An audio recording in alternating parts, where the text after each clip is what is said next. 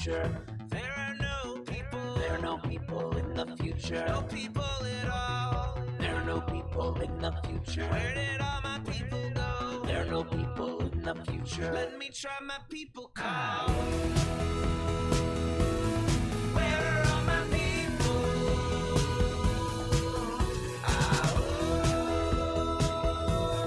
Where are all my people? I guess I'll fly away now. Hey, everybody, welcome. It is Friday, September 30th, the last day of September. Yes, do you remember? Welcome to Raging Chicken's Out the Coop podcast. It is our Friday Politics Roundup. This is Kevin Mahoney, creator and founder of Raging Chicken. Each week we break down the good, the bad, and the ugly in state and national politics.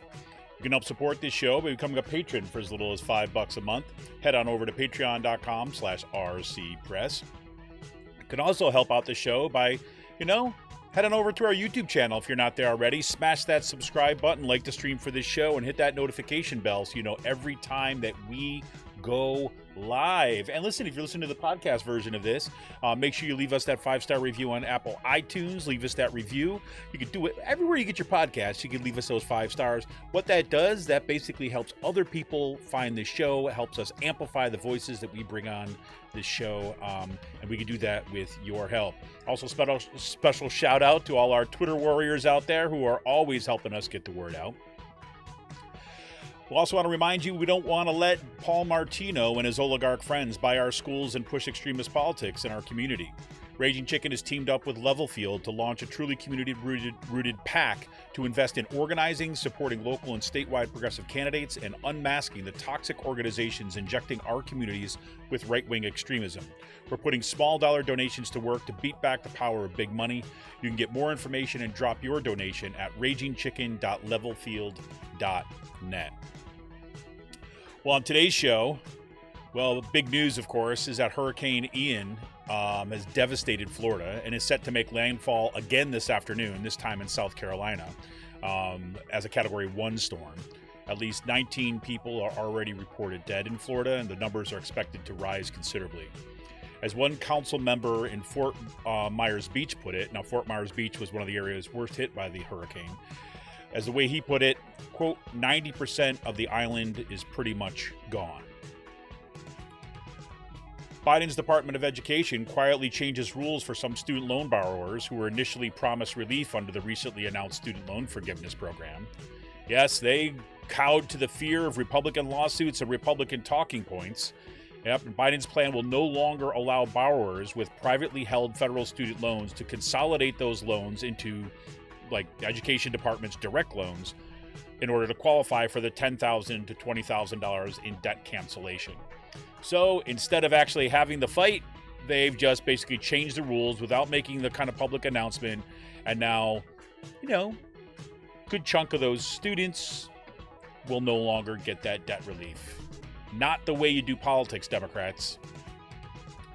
And the Dallas Morning News reports on a right-wing takeover of North Texas schools that may signal a new chapter in the National Republican playbook to expand their power. And it might sound familiar to listeners of this show. Today, a little closer to home, an excellent new report by Ali Shaw from the grassroots watchdog group Little Sis tracks the role that PA-based billionaire Jeffrey Yass has played in fueling Pennsylvania's right-wing machine. As Shaw states in the article, quote, Pennsylvania has a thriving network of right-wing organizations with power and sway over the state government. In recent years, a lesser-known billionaire has started to stand out for his outsized influence over the Pennsylvania right-wing movement, Jeffrey Yass. The right-wing organizations that spend Yass's money consistently and successfully lobby to cut corporate taxes, bust unions, block climate solutions, ban abortion, target trans youth, and prevent what the right calls, quote, critical race theory from being taught in schools. Yep, that's just a little tidbit into this excellent report. And on Wednesday, School Board President Joan Cullen was named the worst person in the world by Keith Olbermann on his podcast, Countdown. And that's after Pennridge High School banned Books Week. Yep, they banned Books Week displays in the library. That ended a 15-year tradition of taking part in the annual national awareness campaign, Ban Books Week. Nothing like demonstrating the need for Ban Books Week when you have high schools, thanks to their right-wing extremist school boards, from banning Ban Books Week. Just put, underline it with exclamation points and flashing lights around it. This is why we have Ban Books Week. Crazy. Now, in response to that move, here, let me say this. It's not in response to it. This is following that move.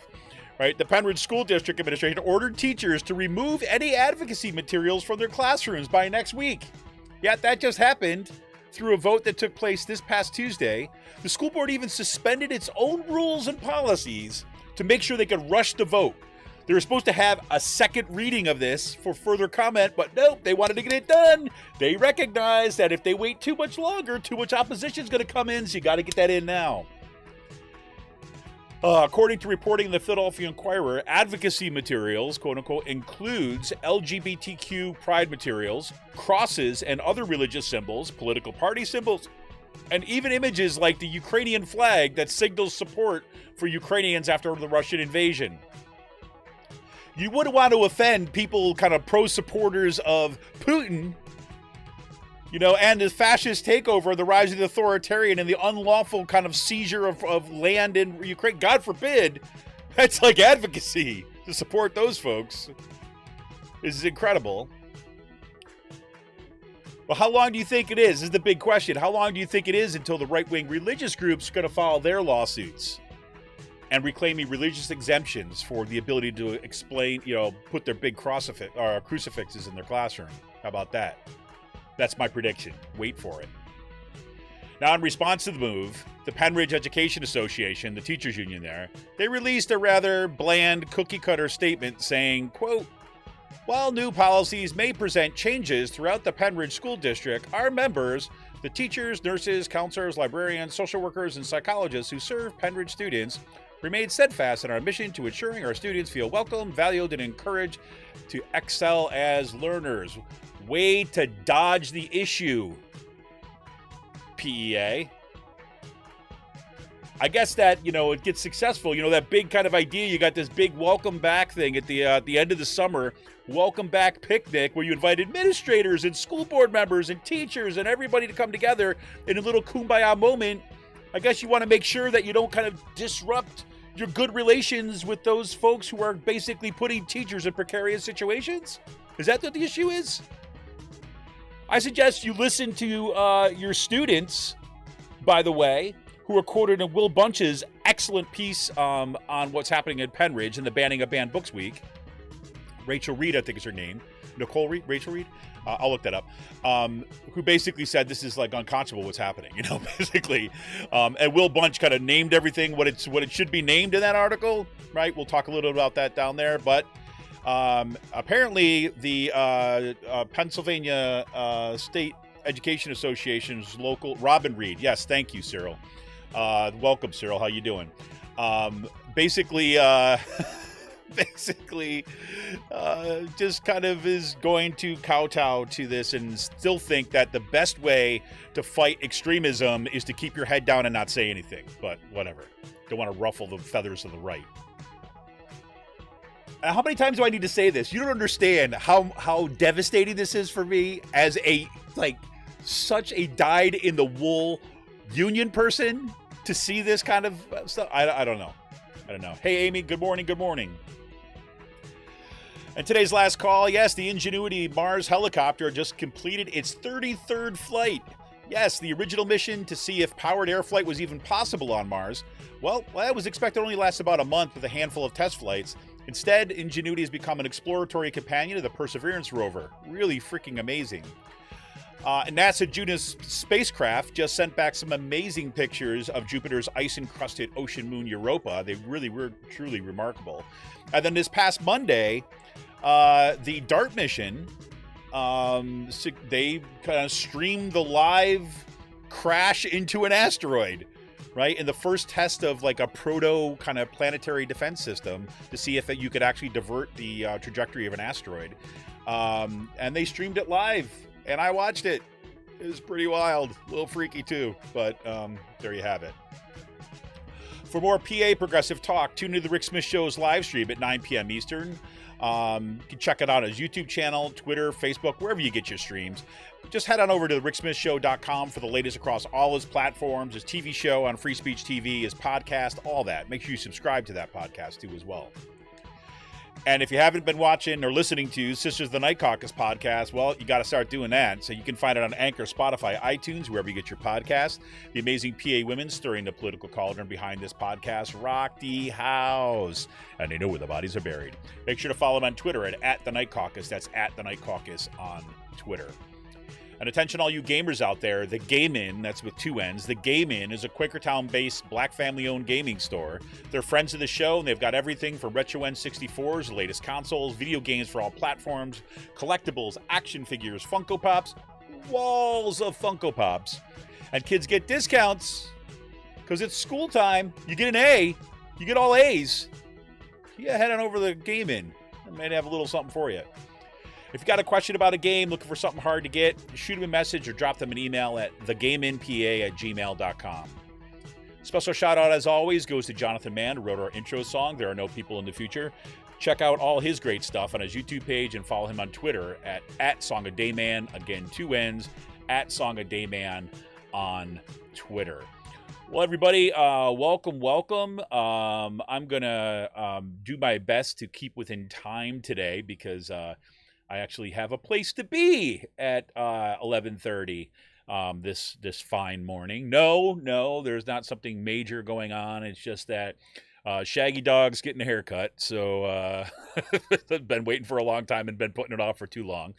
But after I get my haircut, I am going to be using the opportunity of already being out of the house to start delivering some yard signs for the upcoming elections, which I'm very excited. I picked them up yesterday, delivered a load yesterday, got some more to kind of deliver out today.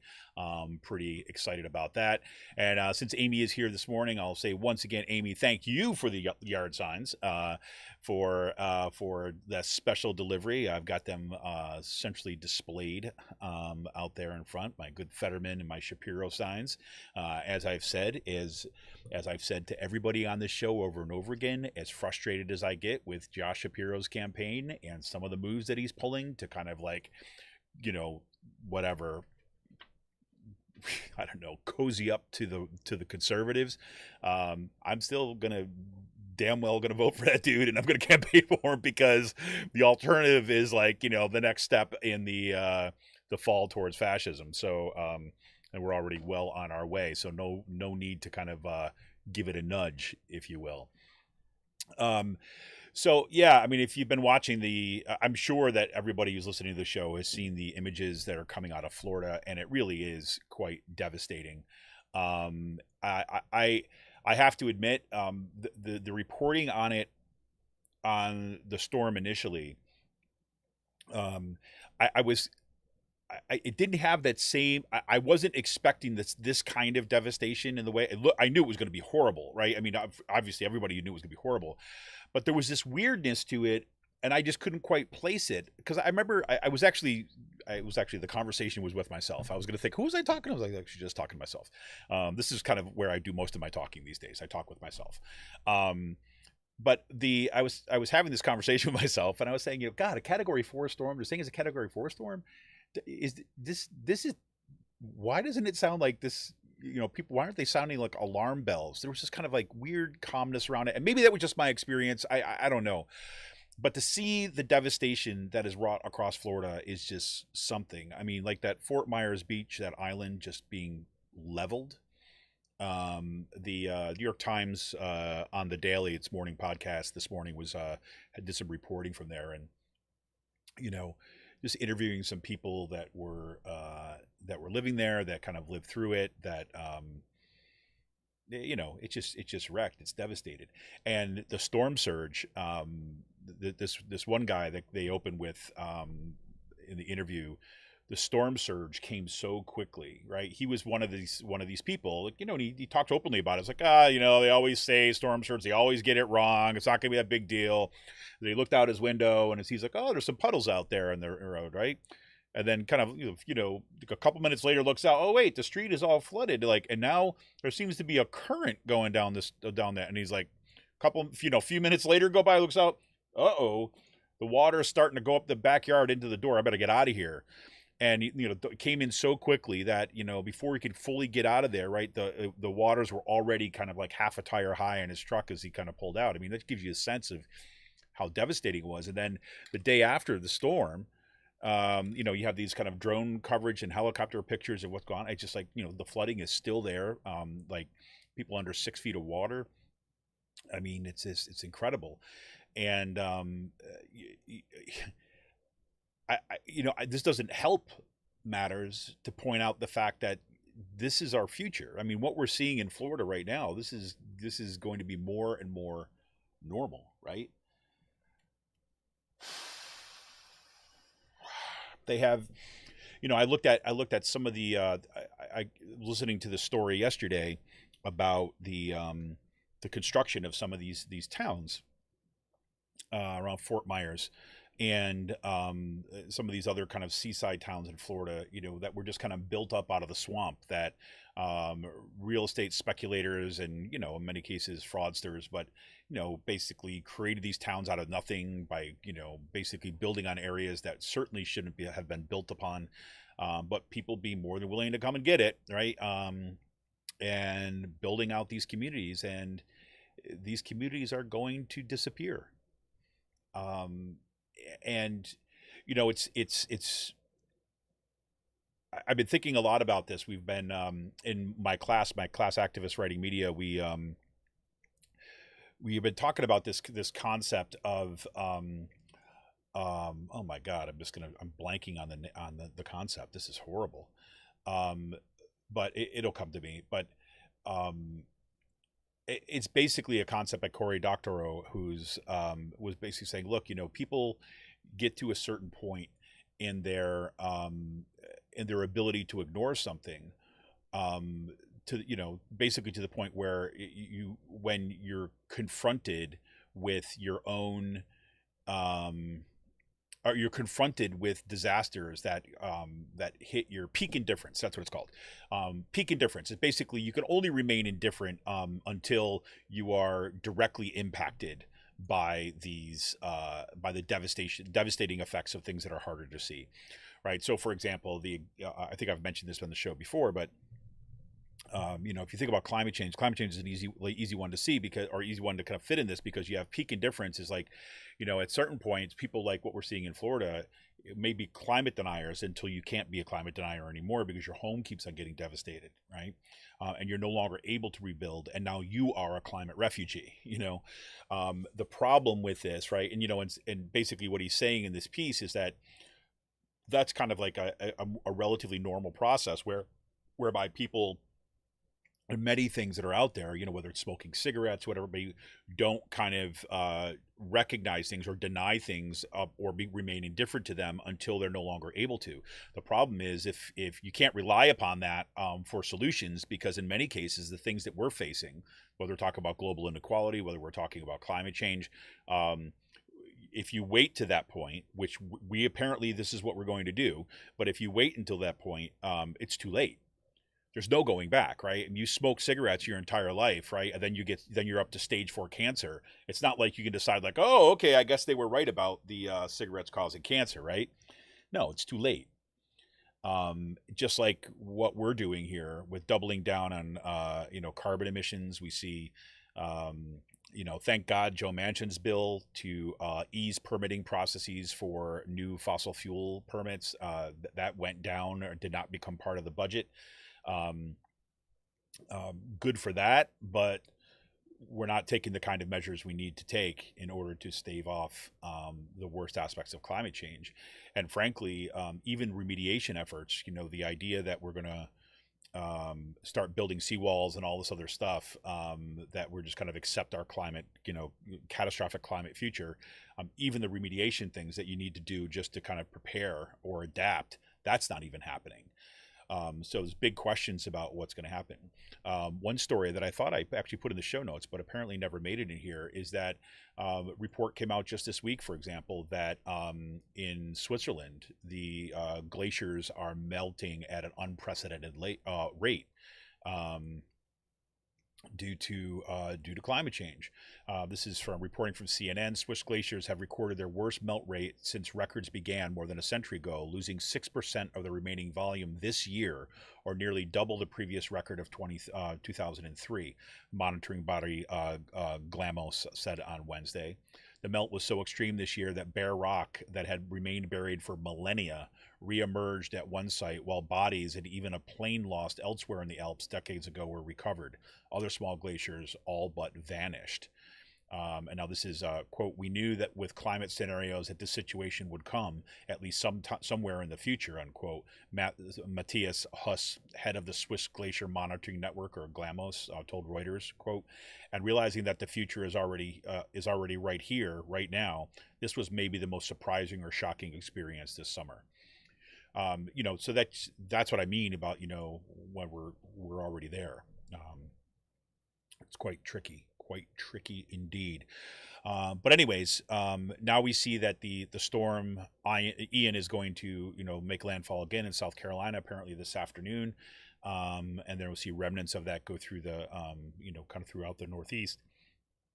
But it just, it really makes you wonder what's it going to take. And now, meanwhile, you've got, obviously in Florida, you've got Ron DeSantis, the governor of Florida, who's been a climate denier, who's basically ignoring it. Now, of course, even though he voted against, for example, he was the guy who voted against funding for Hurricane Sandy victims, because said the federal government shouldn't be kind of like giving handouts to hurricane victims. Now, of course, he's like welcome with open arms, the federal government coming in and pouring as much money into rebuilding Florida as possible, and basically saying that is what they need to do. Good morning, Kirsten. Good morning.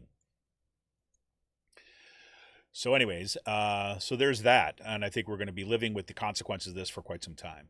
Other thing that kind of really just like, it's just one of these days, right? It's one of these mornings where I find like just little things that are just really digging into me.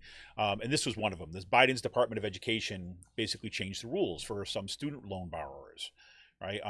And they basically, did they do that because, they want to make sure that more people got access to the, the promised debt relief, or that they, were going to be, to clarify things and make the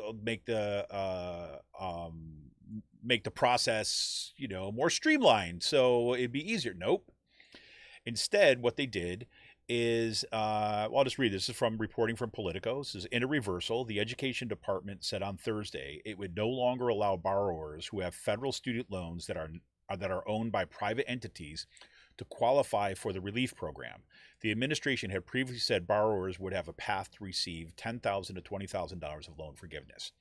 So basically, there's a group of folks out there that I'm trying to remember. You're talking about several million people. Now, look, for about 45 million people are going to see this debt relief, but about several million people, right, that originally were told that they were going to have access to debt relief, right? That's just got removed. That just got pulled away, right? And why? Well, because you've got these Republican governors. Attorneys general, a group of 6 GOP attorneys general, they're suing to block loan forgiveness, right? That's from Arkansas, Iowa, Kansas, Missouri, Nebraska, and South Carolina, right? So they basically are kind of petitioning to ask a federal judge to strike down a debt cancellation program, saying that it's illegal and unconstitutional, right? Now, look, the Biden administration supposedly sat on their promise. They said in his campaign for president that he was going to kind of cut $10,000 in student loan debt. You were pushed by Elizabeth, and then did nothing, right? And then we're pushed by Elizabeth Warren and Chuck Schumer, among a whole bunch of other folks, basically saying no, but those two in particular, Schumer and Warren, said it should be $50,000 in relief, right? And we're pushing for them, so you have the authority to do this, and so on. The administration didn't do anything for the longest time. They kept on saying, well, we're waiting for a full review from our legal and educational and blah, blah, blah, blah, blah. A process that went on for over a year. And then when they finally got the report, right? For some strange reason, they wouldn't release the report. Oh yeah, we got it. We got the memo. And they're like, reporters like, well, what is it? And they're like, well, we'll talk about it in due time. So they had to report. They sat on it for a long, long time. They had all this time to review it, and then they decide they're going to do the policy. And then they do the policy, and people are like, yay, this is a great thing. And then the minute that Republican attorneys general, because you knew they were going to do it anyways, right? The minute that they said that they're going to go after him, they're going after the policy and sue it, they're like, oh, we're going to backpedal. How could you not be prepared for that? How? Supposedly you were doing all these machinations behind the scenes, but no, turns out you just wanted to avoid it because you were afraid from beginning that doing good things for people was going to somehow hurt you as a party. That is so freaking frustrating to me. And so now you basically have taken million or so people, several million people, and basically said, yeah, you know what? I know you were happy about that, but I'm going to pull that away. Guess what that does to you politically? Instead of staying in and fighting them. Because look, let's just say, for example, that the Republican attorneys general go forward and they push forward on this lawsuit. Imagine if the Biden administration went to the bully pulpit, right? They're, kind of had their communications people kind of out there answering questions about that. Say, we disagree with this, and we are going to stand behind the students for this debt relief, and we are going to fight this every step of the way because the Republicans are trying to take it away from you because they don't believe that we can do good things for people. They want you to remain in debt. And then you hang it on those Republicans' heads. This is not brain surgery. This is basic politics. You put that over there in Axe and you said, you own it. And you constantly remind everybody out there that those Republicans attorneys general, are trying to sue the government and send it to a potentially, a 6-3 right-wing Supreme Court so that they can take things away from you.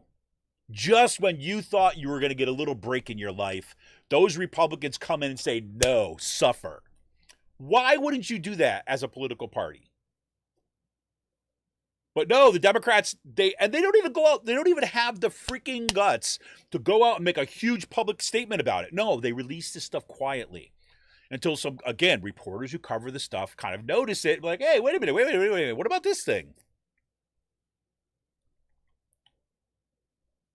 It's just, it's incredible.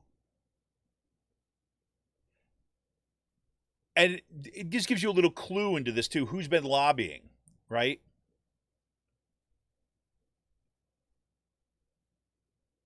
So let's see. This is from Politico, there are significant business interests that depend on the federally guaranteed loan program, a wide range of private lenders, banks, guarantee agencies, loan servicers, and investors, right? The debt collectors and the banks that have screwed us again and again. That industry is widely seen both inside and outside the administration as presenting the greatest legal risk to the debt relief program. Many of those companies face economic losses when they lose borrowers who convert their federally guaranteed loans into new loans that are made directly by the education department through a process known as consolidation. Did you get that? So what they're saying is that because those banks and those debt service agencies and the debt collectors may lose out on money because students are saying, oh, I'm going to consolidate my loans over here so then I can get some relief. And those debt collectors say, wait a minute, then I'm out of work. And the Biden administration is being scared by those people, ultimately being complicit in that system. I don't even understand it. Hey, Emily, good morning.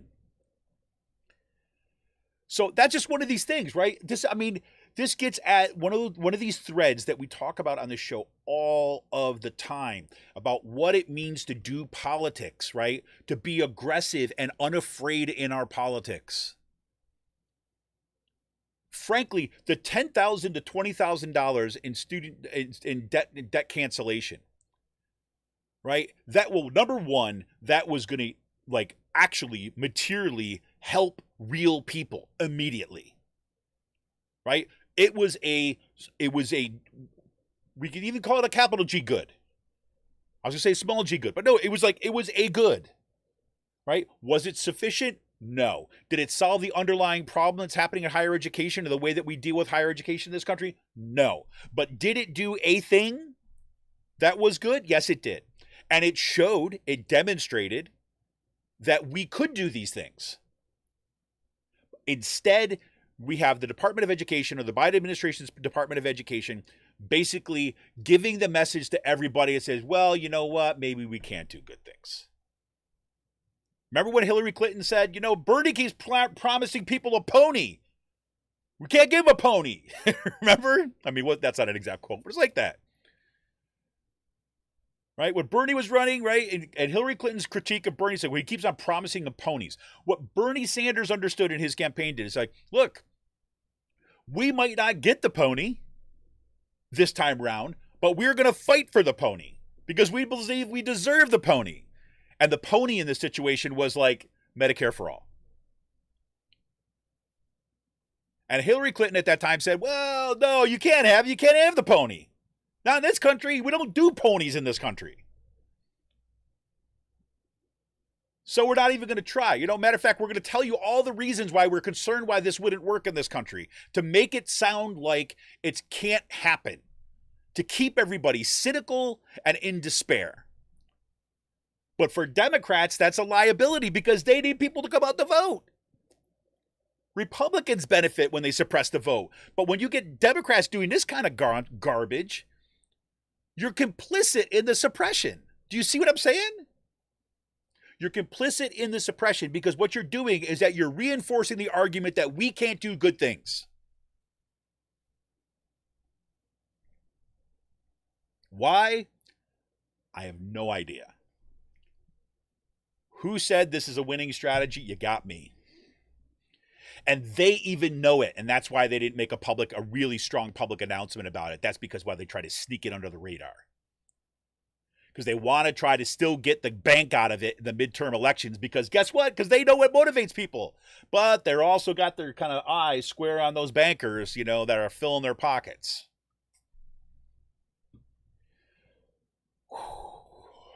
Do we need fundamental change in this country? Absolutely, 100%. I mean, come on. This is baseline stuff.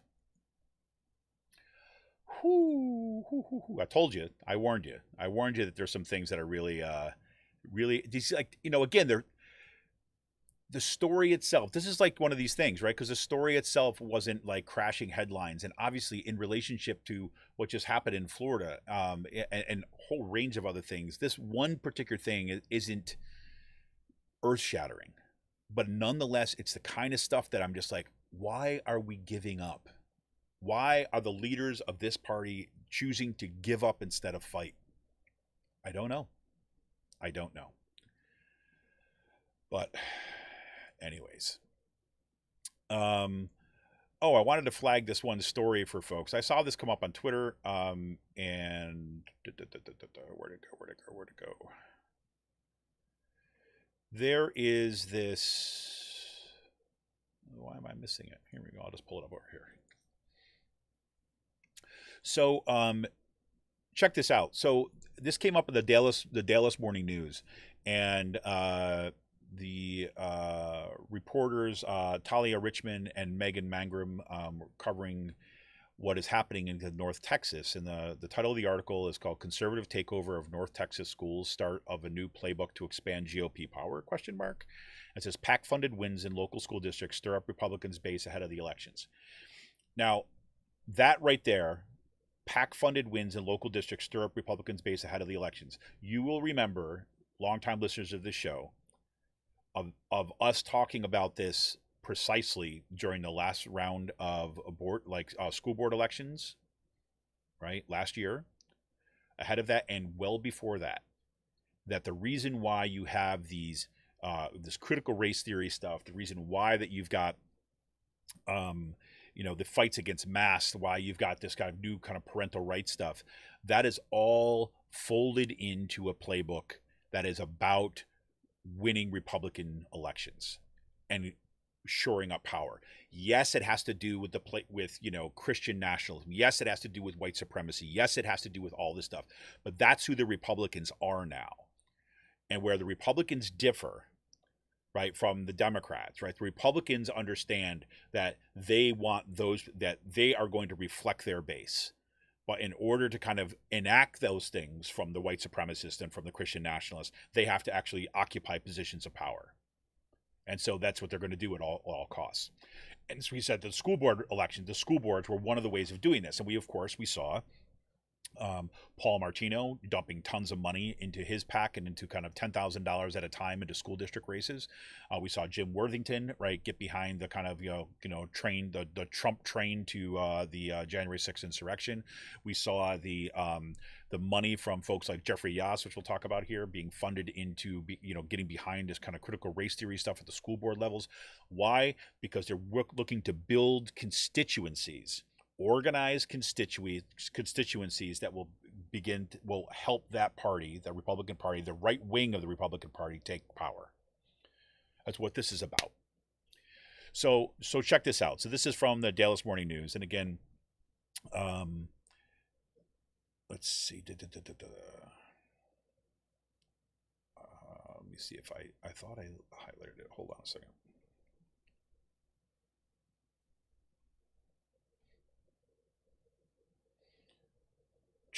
Sorry about this.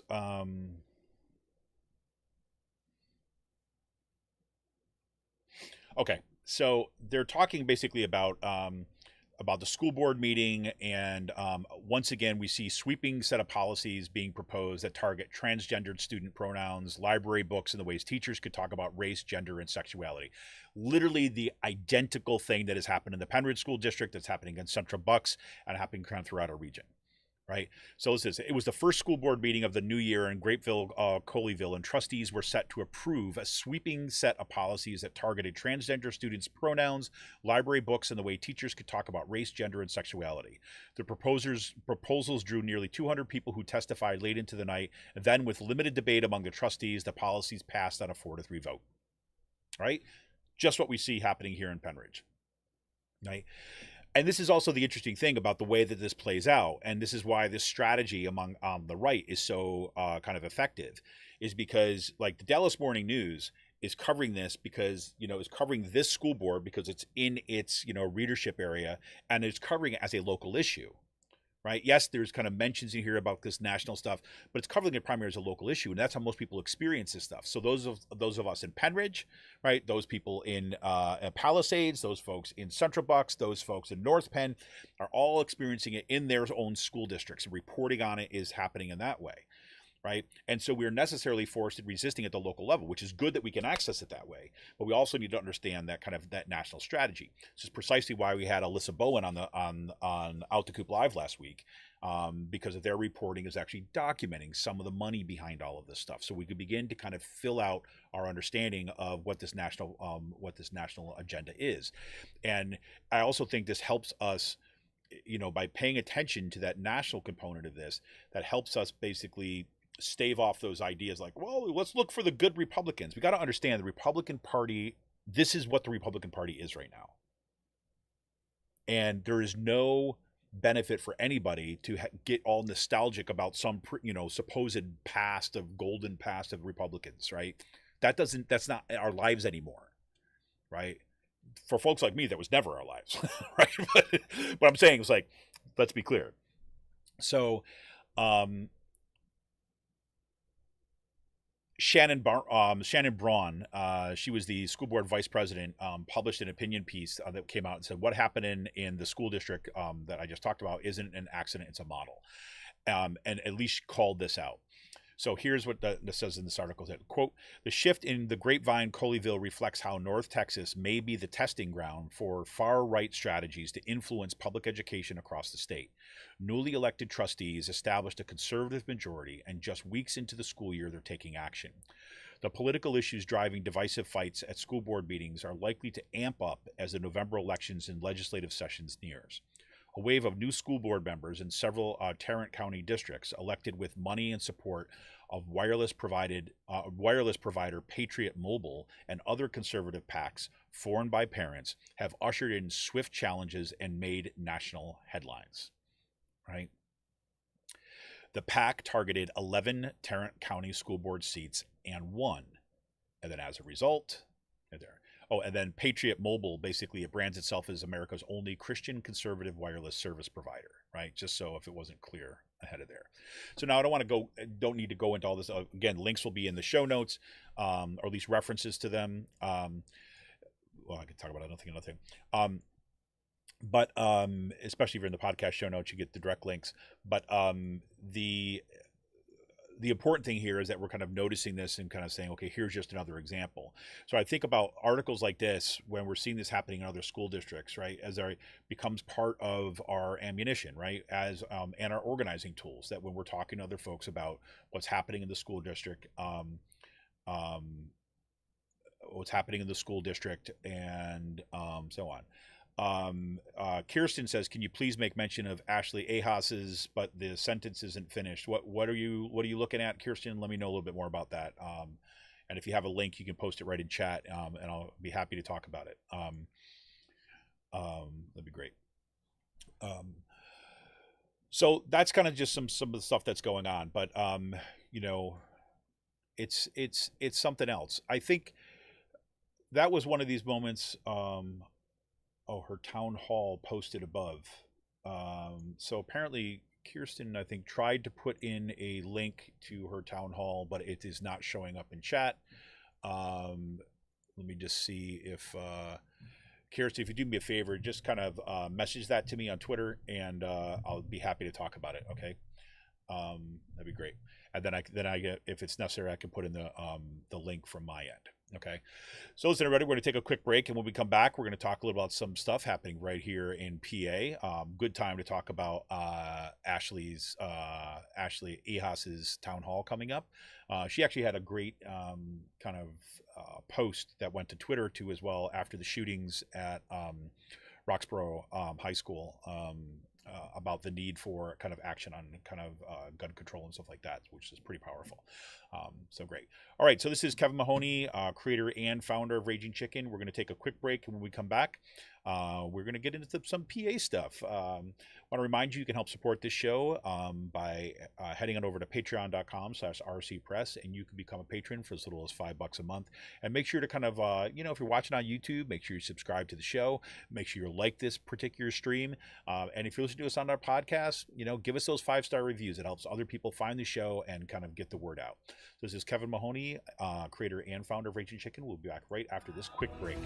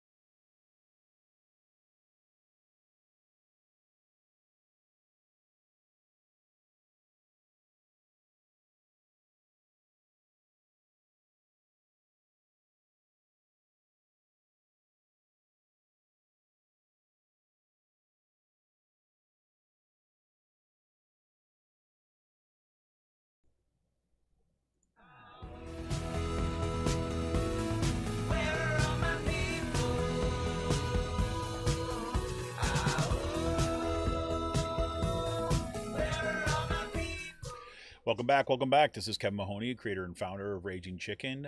We are now in our PA Focus segment 2. Yes, indeed. Thank you for Kirsten, from Kirsten to passing on the info. She's looking at, yes, Ashley Ihos.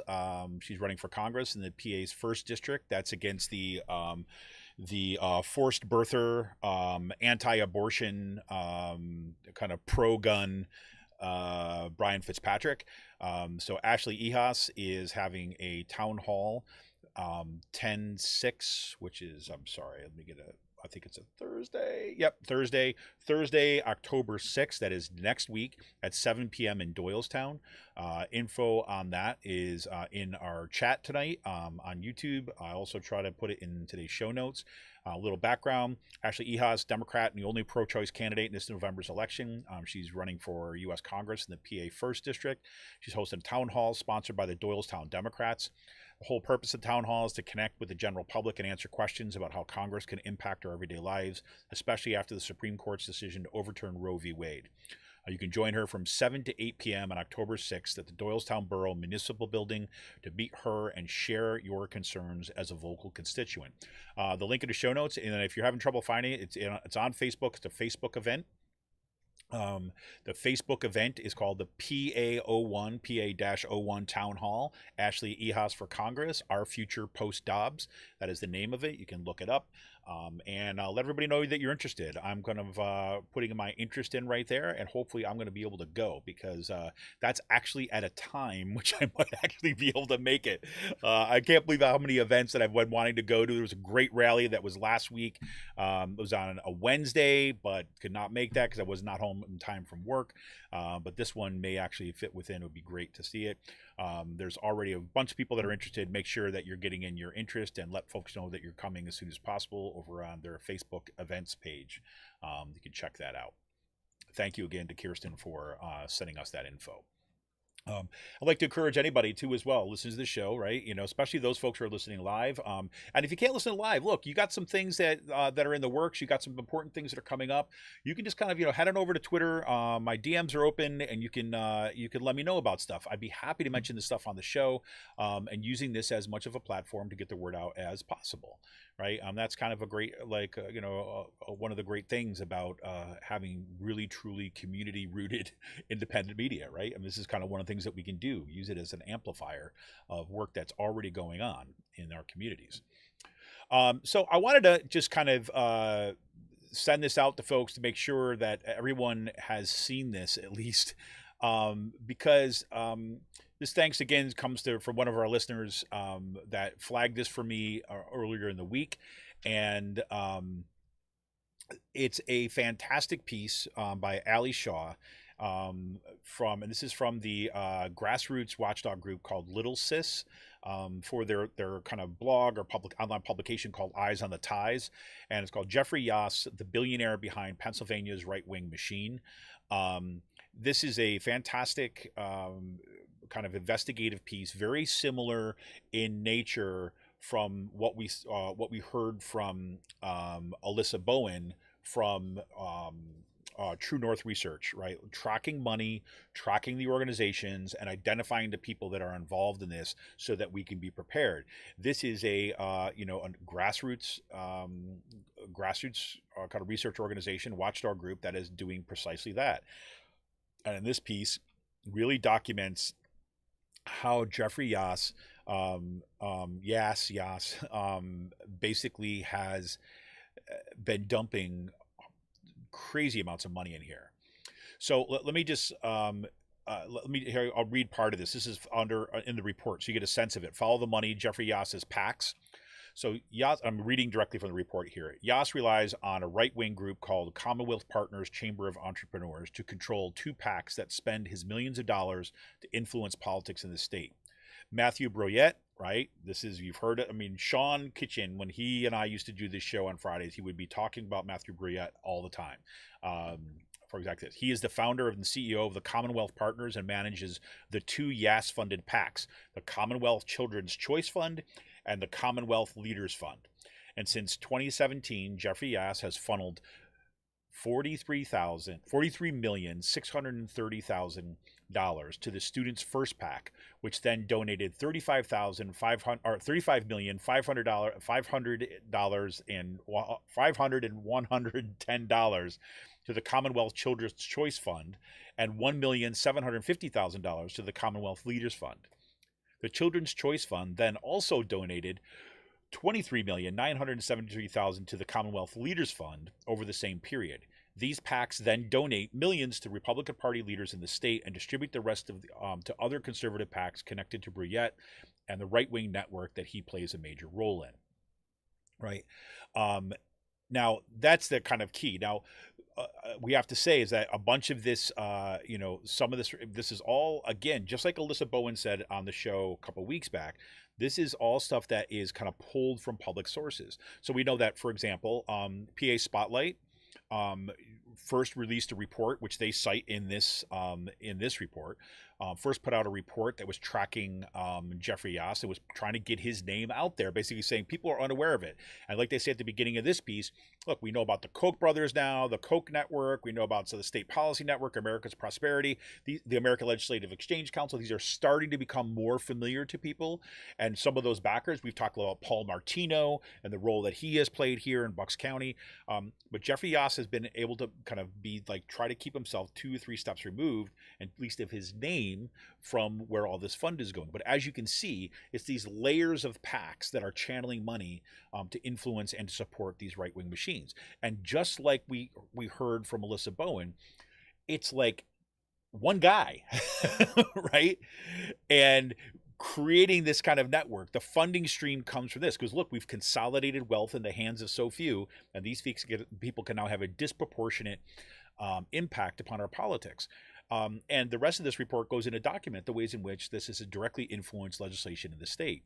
And like Shaw says in that report, like these right-wing organizations that spend his money constantly and successfully lobby to cut corporate taxes, bust unions, block climate change solutions, ban abortion, target trans youth, and prevent what the right calls critical race theory from being taught in the schools.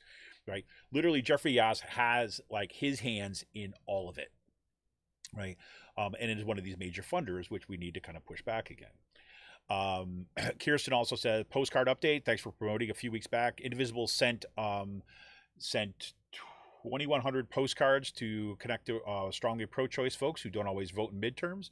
We have 18,000 out the door. I really appreciate the help of getting Out the Coop listeners who volunteered their time. Out the Coop listeners who volunteered their time to get those postcards out. Thank you so much for doing that work. That's fine. Oh, so 21,000. I'm sorry. Kirsten, 21,000, not 2,100. 21,000 postcards from Indivisible that were sent out. And thanks in part to the folks that stepped up to the plate and did some of that work. Oh, that's great. What else do I have to say about this? Okay, big news, really close to home here. Wednesday, Pennridge School Board President Joan Cullen was named the worst person in the world by Keith Olbermann. That was quite good. On his podcast, after Pennridge High School Banned Books Week's display were banned. Right, that's ends a 15-year tradition, and I think let me see if I still have it queued up here. It doesn't look like it's still queued up. Oh, that sucks. Well, I'll have to kind of put it out another time. That stinks. Let me see if I can get back to it. I think I accidentally searched for something that was that covered it up. Oh well, I had it queued up. I wanted to play you a little bit of it, but here's there. But yes, indeed, this week after Will Bunch wrote his column about what was happening in the Pennridge School District and them looking to basically strip away teachers' advocacy, what they're calling advocacy rights, and kind of banning Banned Books Week, right? That was the big thing his article was about. Like, this is like, I mean, I don't know what you need, like what more you need to say. You're banning Banned Books Week, right? Banned Books Week is there to kind of highlight that, how censorship kind of has continued to play a role, and how important it is to have free access to information in a kind of a democratic society, and that we should not allow kind of like religious extremism basically to kind of override our access to literature and stuff. Right. Especially when you're talking about literature that is age appropriate, like as these things are. Now, look, your ultra right wing conservative nut jobs out there may basically find that some of the things are controversial to them. Right. That they know, oh, my gosh, my children. Right. That they may not like that. right? They may have kind of issues with that, right? And first of all, there was already a process by which, for those right-wing kind of like religious fundamentalists and Christian nationalists out there, they could go in and they could basically tell them, I don't want my child touching that kind of stuff. And there was a process already in place.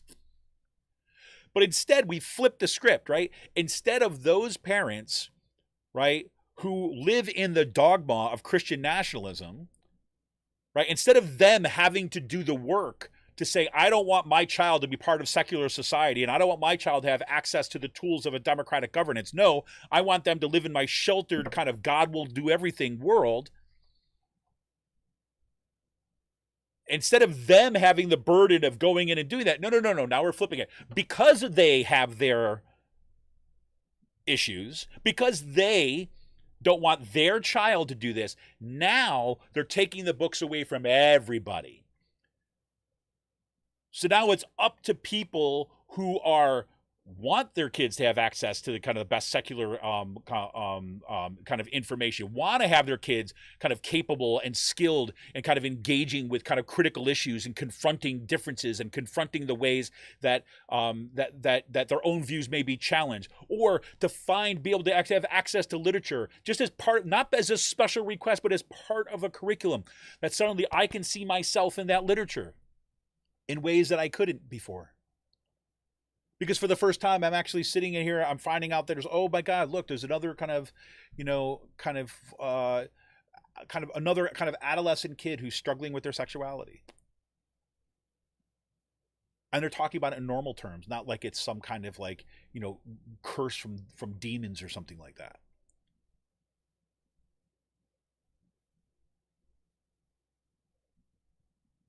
I had experience this week, which underscored how important that stuff is. But I don't want to talk about it today, but maybe someday. How critical that stuff is. And so instead, what we've done, we basically suppressed democracy, right, and put the Christian nationalists in the driver's seat. And this is, again, you don't need a majority of people. This is exactly what happened. This is a vocal, well-organized, well-funded minority with a national playbook that is going after power. And they're forcing us to submit to their will. That's what's going on. It's like it's pretty crazy. So Keith Olbermann called Joan Cullen out, named her the worst person in the world this week after she, well, as he says in his podcast, it's not clear who pulled the trigger on this one, figuratively speaking, of course. Whether it was a directive from the school board, whether it was directive from the superintendent, whether, by the way, Cyril, you're 100% correct about Bolton. I had a moment of weakness, which I was trying to give the guy the benefit of the doubt, and I should have known better. So we don't know if it came from Bolton. We don't know if it came from the school board. We don't know if it came from the principal of the high school. But the fact that the superintendent is right there in the high school, right, in that same building, those things are not necessarily, those are blurred lines at the very least. Wherever it came from, Joan Cullen was at the head of and be responsible for it, so she gets named worst person in the world this week. In other news, on Tuesday, Pennridge passed a what they're calling a ban on advocacy materials. Okay. Now, they seem to have done some wordsmithing on this, thanks probably to the hiring of their new PR consultant firm, to basically change a little bit ways that this works.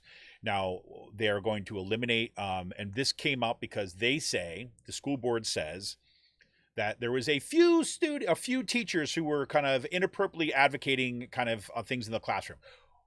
Do they give evidence of that? No. They just say they've heard. Right? Where's the evidence? What specifically they're talking about? They don't say. And how is this rise to the level of requiring an overhaul of policy? We don't know. They just say it's required. And so, on Tuesday night, Monday night, there was an in-service day, so they didn't have the normal meeting on Monday. They had it on Tuesday. The it was supposed to be this kind of like first reading of this new policy, this new advocacy policy, but they decided also by majority vote to fast track the vote. Right, it wasn't unanimous. Like there were 2 objectors, but the 7-2 vote to fast track the debate and make a decision upon it on Tuesday, because they said, we've heard all the sides. We don't need to talk about this anymore, because they recognized the pressure was building. So they had to force the vote to pass the policy, and now it went into effect. So here it is. So in a staff email Wednesday, Pennridge Superintendent David Bolton highlighted the changes that would take place as a result of the advocacy policy, as well as new guidelines around classroom and library books. All advocacy-related materials should be removed from district desks, walls, doors, and hallways by October 4th, the email said, including crosses and other religious symbols, LGBTQ pride materials, abortion rights and anti-abortion materials, political party symbols, or geopolitical materials, that's what they're calling them, such as Ukrainian flags. The items should not be removed while students are in class. So it has to be done under the cover of darkness, outside of the prying eyes of students who would realize what was going on if the teachers were taking them down in front of them. The email noted the policy doesn't prohibit staff from speaking with or supporting students and families or discussing advocacy-related matters when it applies to the school curriculum. What that means? Who the hell knows? Now, he emphasized in this that this policy does not affect what students are allowed to wear or what student clubs may display in their buildings. So you remember last year, there was this big kind of like, Christian display, right, of kind of God will come for you and this kind of really right-wing Christian stuff happening in the hall. No, that's fine. Right? And I believe, I don't have evidence for this. This is my gut feeling on this. I'll say that right off the bat, that I believe that there was too much pushback from students. I know my kids were pissed off about this, about saying, oh, if I wear my diversity shirt, that they just wear it. They don't wear it as kind of like, because it's like a value. It's like a normal value, right? If I wear that, am I going to be kind of sent home? Like literally. And they're getting mad about it, justifiably so. My guess is that they got so much pushback on that they weren't going to do this. Because also, I'm sure that those religious parents were saying, like, wait a minute.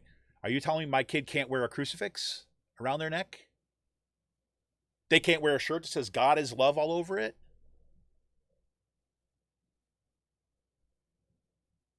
Right? I'm sure that's what happened. But anyways, they said there's going to be in the coming days and weeks, the superintendent said the district plans to meet with faculty and staff, or meet with staff to clarify questions about both advocacy and resource materials, new guidelines. And I love this, right? This is reporting in Philadelphia Inquirer. Quote, it's tough to use advocacy because that word means so many different things, he said.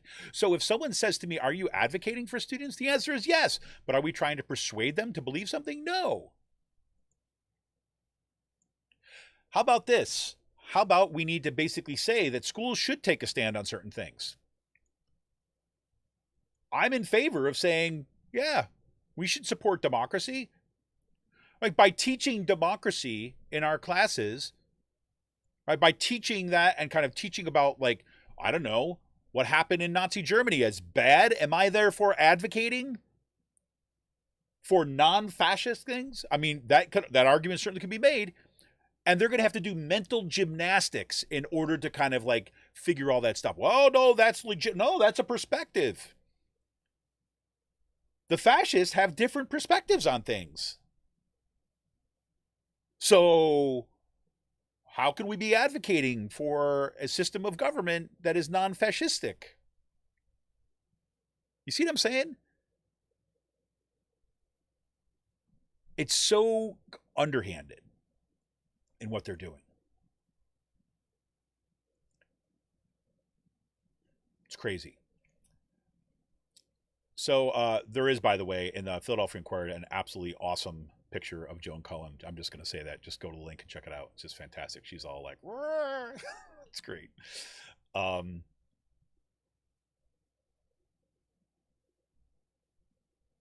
So anyways, that just happened. So that's going to be passed, and we're going to have to see what happens here in the Pennridge School District. Again, this is nothing new. We just think it's important to flag that and kind of make sure it's here. The other thing that just kind of literally just frustrated me a bit, about this was once again. I mean, you've heard me on the show say it before. Is that the PSEA chapters in Bucks County are just I just don't understand what's going on. And for me, at a very baseline, I mean, I am a faculty member. I'm a member of a faculty union, right? And at the very most basic level, what I expect my union to do publicly is that when there's a tax on education, call them a tax on education. When there are policies that are being passed that are going to negatively impact my members, teachers, and it's going to put a chilling environment upon what happens in the classroom, the curriculum, to protect their jobs, I am going to speak out and call it for what it is. Instead, it's this kind of language of like, yes, these new policies may present changes, not even challenges, or not even conflicts, or not even problems, but just changes. May present changes throughout the Pennridge School District, as if it's just like, oh, like we're going to paint the schools, the walls different colors. No, but then he says, then this next part of the sentence is just basically, it's like boilerplate. It's like what you would say any other day. It says, our members, teachers, nurses, counselors, librarians, social workers, and psychologists who serve Pennridge students remain steadfast in our mission of ensuring students feel welcome, valued, and encouraged to excel as learners. Of course you do. That's what you do. But that doesn't recognize that commitment that all those folks have, that steadfast mission, is under threat. And not only are you basically telling your teachers you will not stand for them, you're throwing LGBTQ students under the freaking bus, and you know it. You cannot not know it. And if a teachers union is not going to stand for that, I don't know what the hell you're doing. This is what happens. I see this happen. This happens in our own union, my own union. But when this mentality creeps in the leadership of unions, that they have to be buddy with their bosses in order to make good backroom deals for their members, that corrupts the entire system. And I'll tell you what happens is it creeps in to the message that you're sending to your own members. Unions are supposed to be made up. There are democratic organizations. The members control the union. But too often, the leadership of those unions try to create a situation which members don't realize that they're the ones who run the show. They try to tell their members that, oh, no, well, we're going to get it for you. Don't worry, we'll take care of it. They want them to be passive, not active. And as a result, when members are threatened publicly, or members try to organize, that you don't get that support from the leadership. Like I say again and again and again. And there's very narrow reasons why that happens. Right? They're playing an insider political game, but that game is gone. The rules have changed.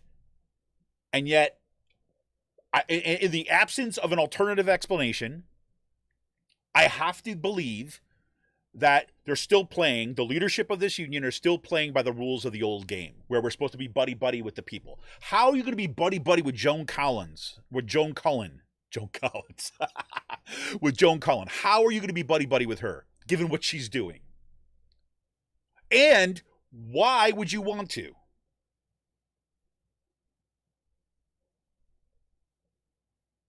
You got me.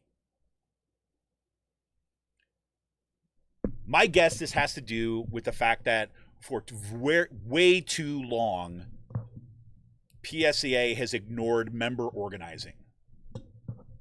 And again, I'm going out such a limb right now. I'm probably going to piss people off. Like, I'm sorry. Look, I have numerous teachers I know who are awesome unionists, who are union activists who work in PSEA. I actually think the only reason I get so upset about this is because I think we need PSA to be freaking strong as all hell. We need PSA to be a leader in this discussion. We need strong unions. And that includes going on a limb once in a while, taking a few risks, and advocating for the integrity of our educational system. I mean, I don't know else how to say it. So whatever. That's my little secondary rant for today.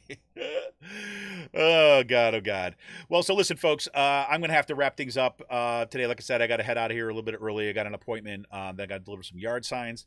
So I'm going to do just that. Just a quick reminder about the, or quick touch quickly on stuff from last call. Really just cool stuff happening in space. I think the stuff that I was particularly like just blown away by watching the DART mission on Monday. This little satellite crashing into an asteroid to see if it can change its trajectory, and watching a live stream of it was just, I don't know. It's just like one of these moments, right? It's one of these kind of like, yeah, I'm an older person moment, right? When I'm just kind of seeing that and kind of thinking about that thing happening was something that was purely in kind of my imaginary, right? Something in science fiction and stuff when I was young, and to see that actually happening on live stream was just amazing. Just like the Juno spacecraft, which I also mentioned here too, which sent back these amazing pictures of Europa, where you can actually see the cracks in the ice and kind of some divots and different kind of because Europa, of course, is like it's an ocean planet, basically, was covered by this thick crust of ice, and I was going to say scientists suspect. I don't want to say suspect. That's a little bit too strong of a word, but they say, look, there's certain conditions here that it's possible, if we get to know more about this, that given the amount of water that's on this moon, for all we know, right, there might be some of the building blocks of life there. So it'd be, that's why they're going to investigate it and so on. So there's future missions coming up to Europa too. So pretty amazing. And that little helicopter that could, and the Martian helicopter Ingenuity, it was supposed to just have a few kind of test flights to see that, it would be possible to have powered flight on Mars. Well, 33rd mission, and kind of flying around, checking out, helping out Perseverance navigate the terrain so that they can investigate Mars for signs of life. Pretty crazy stuff. Anyways, this is Kevin Mahoney, editor and founder of Raging Chicken. Want to thank everybody for joining us on our live stream this morning. Thank you for sending us on info. Want to remind you again that you've got this town hall coming up with Ashley Ihos for Congress, our future post-Dobbs. That will be on Thursday, October 6th from 7 to 8 p.m. And that will be in the Doylestown Borough Municipal Building. You can kind of show up and kind of take part in that. Again, that's October 6th from 7 to 8 p.m. You can head on over to their Facebook event page. There's a link in today's chat. I'll put a link in today's show notes. That's the PA01 Town Hall, Ashley Ihos for Congress, our future post-Dobbs. Do check that out. All right, everybody, this is Kevin Mahoney, creator and founder of Raging Chicken. I'm getting out of here, and I'm going to get my main cut because it is well past due time for that. Have a good weekend, everybody. Stay dry. I know we're going to get the remnants of a hurricane come through, but hope it's a good one. Keep the organizing going. We'll see you on the other side. See ya!